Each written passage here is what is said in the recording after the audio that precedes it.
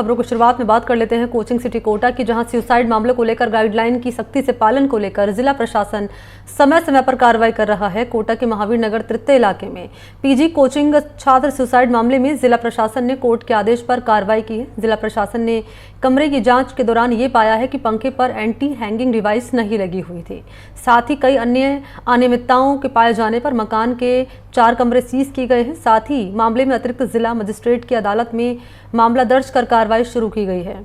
जांच रिपोर्ट के आधार पर अतिरिक्त जिला मजिस्ट्रेट ने धारा 133 सीआरपीसी के तहत कार्रवाई की है और कोर्ट ने नगर निगम दक्षिण के उपायुक्त और महावीर नगर थानाधिकारी को आदेश की पालना रिपोर्ट 24 घंटे में भेजने का आदेश दिया है। मकान मालिक को कोर्ट ने गाइडलाइन का सख्ती से पालन करने का आदेश दिया है।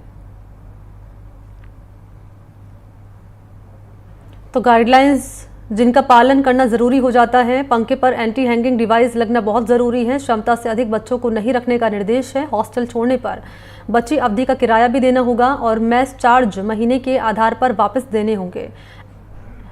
एंट्री और एग्जिट गेट पर हेल्पलाइन नंबर जरूरी होना है। हॉस्टल में सीसीटीवी कैमरे लगाना जरूरी है। छात्राओं की निजता का हनन ना हो, ये भी ध्यान में रखना जरूरी है और हॉस्टल में सुझाव या शिकायत बॉक्स भी लगाना जरूरी है। जिला प्रशासन की स्थापित ई कंप्लेंट पोर्टल की जानकारी साझा करने का निर्देश दिया गया है।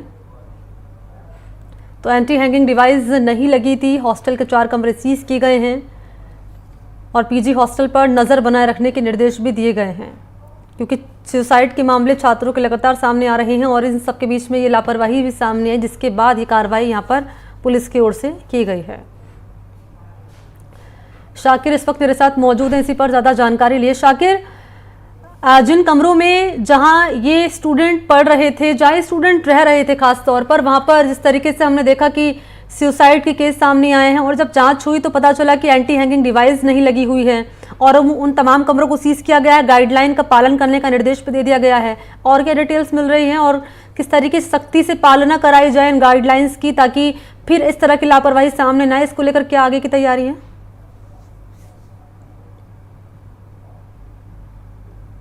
देखिए, इससे पहले भी जो है पीजी और हॉस्टल के कमरों को सीज किया गया था जब वहाँ पर एंटी हैंगिंग डिवाइस नहीं मिला था। लेकिन बड़ी बात यह है कि जैसे ही सुसाइड के मामले सामने आते हैं उसके बाद ही प्रशासन चेतता है। लेकिन इस मामले में अभी 4 कमरे कल जो सीज किए गए हैं, उसके बाद जिला कलेक्टर ने निर्देश दिए हैं कि जो कमेटी है वो पूरे जो हॉस्टल्स और पीजी हैं वहाँ का निरीक्षण करेगी और जहाँ पर भी इस तरह से अनियमितताएँ नज़र आती है, गाइडलाइन की पालना नज़र नहीं आती है, तो उनके खिलाफ कार्रवाई की जाएगी।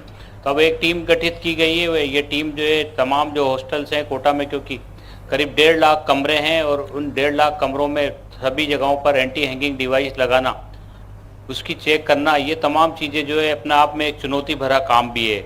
इससे पहले भी जो है एनडीटीवी ने एंटी हैंगिंग डिवाइस को लेकर के इस मुद्दे को प्रमुखता से उठाया था और उस समय भी जब हमने बात की थी तो पता चला था कि एक ही कंपनी के पास एंटी हैंगिंग डिवाइस लगाने का काम है जो बम्बई से संचालित होता है। तो ऐसे में जो है अभी भी जो है कई सारे हॉस्टल्स और पीजी ऐसे हैं जहां पर एंटी हैंगिंग डिवाइस नहीं लगे हुए हैं। लेकिन अब जिला प्रशासन ने निर्देश दिए हैं तो जाहिर तौर पर अब एक जो ये टीम जहां भी पहुंचेगी वहां पर जो है निरीक्षण किया जाएगा और अनियमितताएं पाए जाने पर एंटी हैंगिंग डिवाइस के अलावा और भी कई सारी चीज़ें हैं जो स्टूडेंट्स के लिए बताई गई हैं, जिससे स्टूडेंट्स को राहत मिल सके, वो स्ट्रेस फ्री रह सके। वो अगर वहाँ पर सुविधाएँ नहीं होगी तो उनके खिलाफ कार्रवाई की जाएगी।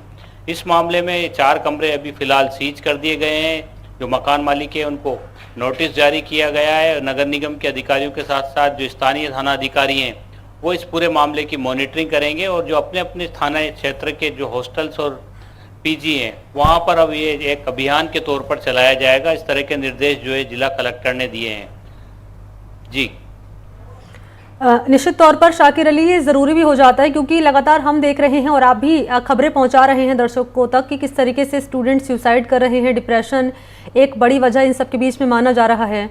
यहाँ पर महत्वपूर्ण हो जाता है जागरूकता न केवल स्टूडेंट्स में होना ज़रूरी है बल्कि जो पीजी चला रहे हैं, जो हॉस्टल चला रहे हैं, उनमें भी होना बहुत ज़रूरी है। जो संस्थान में जाकर पढ़ रहे हैं स्टूडेंट, वहाँ पर भी होना ज़रूरी है। तो एक तरीके से कैंपेनिंग जो यहाँ पर की जानी चाहिए जागरूकता को लेकर, उसको लेकर क्या तैयारियां हैं? जी देखिए, जहाँ तक जागरूकता की बात है तो प्रशासन जो है लगातार इस पूरे मामले में काम कर रहा है। अभियान चलाए जा रहे हैं, गेट कीपर ट्रेनिंग जो है उसको जो है लगातार किया जा रहा है, जिसके जरिए हॉस्टल और पीजी के जो संचालक हैं उनको ये बताया जाता है, उनको सिखाया जाता है कि जो बच्चा अवसाद का शिकार है उसकी पहचान कैसे करें, उसकी तुरंत सूचना दें, उसकी काउंसलिंग करवाई जा सके। इस तरह के हज़ारों लोगों को ट्रेनिंग भी दी जा चुकी है।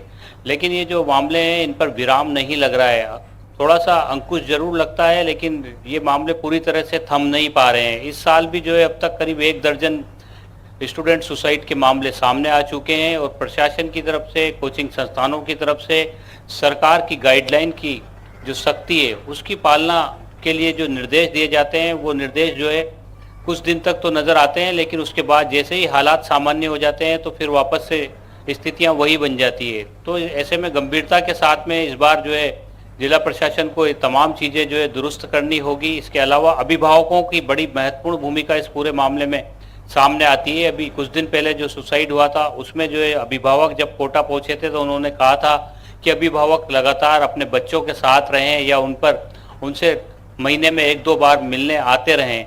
जो बच्चे जो है अभिभावकों से दूर आकर के यहाँ रहते हैं, उम्र कम उनकी होती है, कई बार इस तरह की भी सूचनाएं आती है कि कई सारे बच्चे जो है कोचिंग संस्थानों से लंबे वक्त तक उपस्थित नहीं रहते, वहाँ पर छुट्टियाँ करते हैं। तो इस दौरान वो कहाँ रहते हैं, किस तरह की उनकी संगत हो जाती है, ये तमाम चीज़ें हैं। इन पर जो है अब एक बार दोबारा फिर से जो है काम करने की ज़रूरत है। जिला प्रशासन जो है क्योंकि उनके पास संसाधनों की कमी है, टीम में मैन पावर की कमी है, लेकिन अभिभावक और कोचिंग संस्थान के साथ साथ जो है अब इन तमाम चीज़ों पर जो है पूरी तरह से नज़र रखनी होगी। जो बच्चे हैं उन पर निगाह रखनी होगी। पुलिस ने भी एक अपना अलग अभियान चला रखा है जिसके तहत पुलिसकर्मी जो है उन तमाम इलाकों में बीट कांस्टेबल जो है उनके नंबर जो है जगह जगह पर लिखवाए गए हैं ताकि कोई बच्चे को कोई परेशानी हो तो उनको सूचना दी जा सके। उनके साथ में अगर कोई गलत काम हो रहा है, उनके साथ कोई ठगी जैसी वारदात हो रही है या कोई दूसरी परेशानियां उनको हो रही है तो पुलिस उनकी मदद कर सके। ये तमाम प्रयास किए जा रहे हैं, लेकिन इन सब के बावजूद जो ये सिलसिला है ये थमने का नाम नहीं ले रहा है। अब एक बार फिर जो है जिला कलेक्टर ने निर्देश दिए हैं कि हॉस्टल्स और जो पीजी हैं उनके कमरों को चेक किया जाए, जहां पर भी अनियमितताएं पाई जा रही है उनके खिलाफ कार्रवाई की जाए।